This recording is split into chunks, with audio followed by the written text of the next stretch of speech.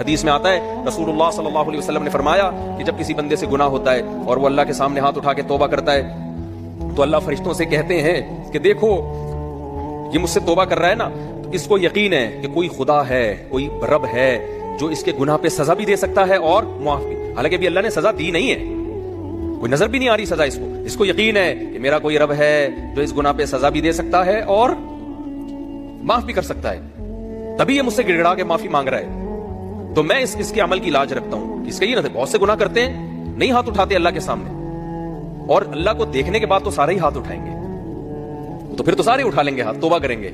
اللہ کہہ رہے دیکھا نہیں ہے اس نے، میری آیات پر ایمان لایا ہے، میری نشانیاں دیکھ کر، میرے پیغمبروں کی دعوت پر لبیک کہا ہے، تو اس عمل کی لاج رکھ کے میں اس کی توبہ کو قبول کروں گا۔ حدیث میں آتا ہے پھر وہ دوبارہ گناہ کرتا ہے، پھر دوبارہ اللہ کے سامنے آ کے معافی مانگتا ہے۔ اللہ کہتا ہے دوبارہ گناہ ہو گیا، پھر معافی مانگنا اس کی علامت ہے، اس کو یقین ہے کہ میرا کوئی رب ہے جو گناہوں پہ سزا بھی دے سکتا ہے اور جزا بھی دے سکتا ہے، معاف بھی کر سکتا ہے، تو پھر یہ معافی مانگ رہا ہے۔ نبی صلی اللہ علیہ وسلم کی حدیث کا مفہوم ہے 70 دفعہ بھی کوئی گناہ کر کے 70 دفعہ توبہ کرے گا تو اللہ اس کے اس جذبے کی لاج رکھ کر اس کے گناہ کو معاف کرے گا۔ اس کا مطلب یہ نہیں کہ آپ 70 دفعہ گناہ کریں، مقصد ایک سمجھانا ہے کہ توبہ میں تاخیر نہ کریں۔ تو اللہ معاف کیوں کر رہا ہے؟ اس کے اس توحید والے نظریے کی بیس پر کہ اس کو پتا ہے کہ مجھے گناہ معاف کروانے کے لیے میرے پاس اللہ کے سوا کوئی آپشن نہیں ہے۔ تو توحید اللہ کو بہت پسند ہے، شرک سے اللہ کو بہت زیادہ نفرت۔